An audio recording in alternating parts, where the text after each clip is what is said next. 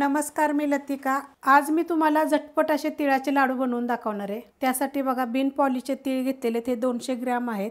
100 gram शेंगदाणे मी भाजून बघा असे साल जेवढी निघते तेवढी मी काढून घेतलेली आहे आणि 150 ग्रॅम गूळ घेतलेला आहे। तुम्हाला गोडीप्रमाणे तुम्ही 200 ग्रॅम घेतला तरी पण चालेल। कढई गरम करत ठेवली आणि कढई चांगली गरम झालेली आहे। त्याच्यामध्ये पहिले हे तीळ आपल्याला चांगले भाजून घ्यायचे मीडियम गॅसवर आणि एकसारखे हलवत राहायचे। हे बिन पॉलिशचे तीळ आहेत आणि स्वच्छ पहिले नीट करून घ्यायचे। एकसारखे हलवत राहायचे, त्यांना करपून द्यायचं नाही, लाल नाही झाले पाहिजेत, नाही तर ते कडवट होतात, लाडू खायला चांगले लागत नाहीत। आणि हे लाडू मी तुम्हाला खलबत्त्यात बनवून दाखवणार आहे। कुठून एकदम मस्त एकदम पारंपरिक रेसिपी अशी तुम्हाला ही दाखवणार आहे। एक नंबर लागेल। रेसिपी बघितली की लाईक आणि कमेंट करायला विसरू नका आणि पूर्ण रेसिपी बघा। तर आता हे मी भाजून घेते। असे बघा चटचट चटचट असा आवाज आला पाहिजे, अशा पद्धतीत भाजून घ्यायचं, म्हणजे चांगले भाजले जातात। आणि एकदम बारीक गॅसवर नाही तर मीडियम गॅसवर मस्त असे बघा भाजलेले आहेत। असे फुगले की नाही की बघा असं केलं की त्याचा चुरा होतो। आता हे मी काढून घेते। तीळ मी काढून घेतलेले आहेत बघा चाळणीमध्ये। आज आपण खलबत्त्यात बनवणार आहे लाडू, तर त्यामध्ये पहिले शेंगदाणे हे थोडेसे मी बारीक करून घेते। एकदम जास्त बारीक करायची नाही, ती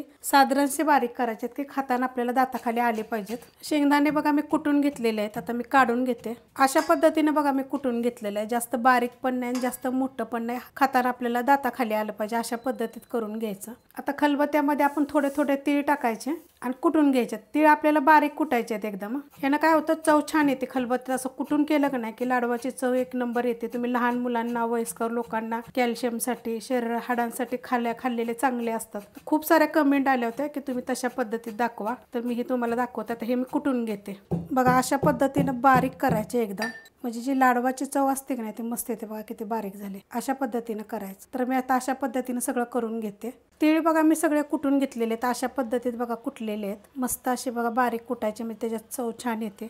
आता त्याच्यामध्ये 1 चमचा वेलची जायफळ पूड, 4 वेलची येते आणि एकदम थोडंसं जायफळ आहे साखर टाकून मी कुटलेलं आहे। आता हे पहिलं आपल्याला मिक्स करायचे। ह्याच्यामध्ये पहिले आपण शेंगदाणे पण आबडधोबड करून टाकले होते, मिक्स करून घेतले बघा वेलची जायफळ पूड टाकल्यानंतर। आता हे मी खलबत्त्यात काढून घेणार आहे। खलबत्त्यात मी काढून घेतलेलं आहे। तर ह्या गुळातला आपल्याला अर्धा गुळ ह्यात टाकायचे।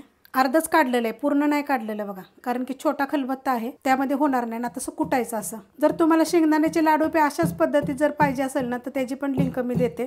मस्त असं हलवून घ्यायचं बरं का प्रत्येक वेळेस, कारण गुळ आहे तो चिटकतो, तर असं हलवून घ्यायचं बोटानं आणि कुटत राहायचं, वर खाली करायचं आणि कुटत राहायचं। कुटून घेतलंय बघा, एक जीव सगळं झालेलं आहे, एकदम बारीक एकत्र सगळं मिक्स झालं पाहिजे आणि त्याचा असा गोळा झाला पाहिजे। अशा पद्धतीत बघा हे कुटून घेतलेलं आहे। आता मी एका प्लेटमध्ये काढून घेते। प्लेटमध्ये बघा काढून घेतलेलं आहे, अशा पद्धतीत झालं पाहिजे बघा। एक जीव गूळ एकत्र झाला पाहिजे, गूळ तेल आणि शेंगदाण्याचं कूट जे होतं आपण टाकलेलं ते सगळं असं एकजीव झालं पाहिजे। आता हे दुसरं राहिलेलं आपण बी काढून घेऊया। हे आता मी सगळं घेणार आहे खलबत्त्यामध्ये आणि राहिलेला गूळ पण घ्यायचा सगळा। कुटून घेतलंय बघा हे दुसरं पण असं खलबत्त्यात, गूळ शेंगदाणे सगळं एकत्र झालेलं आहे। आणि हे पहिलं आपण प्लेटमध्ये घेतलं होतं, हे सगळं मी वाडग्यात करून घेते, म्हणजे आपल्याला कालवायला चांगलं येईल एकदम।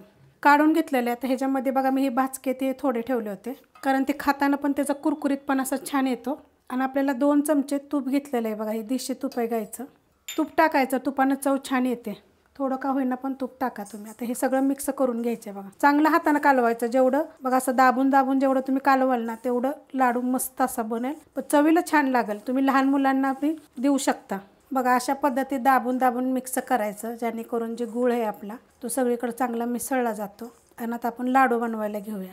हे तुम्ही प्रवासाला वगैरे सुद्धा देऊ शकता। आता काय करायचं माहिती आहे का, तेलाचा नाही तर तुपाचा हात घ्यायचा असा थोडासा बांधायपुरता आणि आवडीनुसार बांधायचे, छोटे मोठे तुम्हाला कसे पाहिजेत तसे।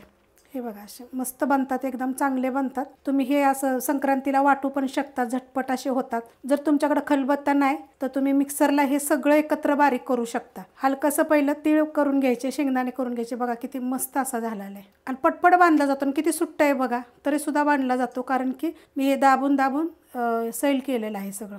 हे बघा, आणि ह्याची जी चव लागते ना ती तुम्ही पाकातल्या लाडू खाण्यापेक्षा ह्याची लागते। तर मी खूप सारे रेसिपी टाकले, तर तिळाचे पाकातले लाडू वगैरे सगळे टाकलेले आहेत बघा, मस्त असे बनतात। तर अशा पद्धतीने मी सगळे बनवून घेते। तुम्हाला जर ही रेसिपी आवडली तर लाईक करा, सबस्क्राईब करा, कमेंट करा आणि शेअर बी करा।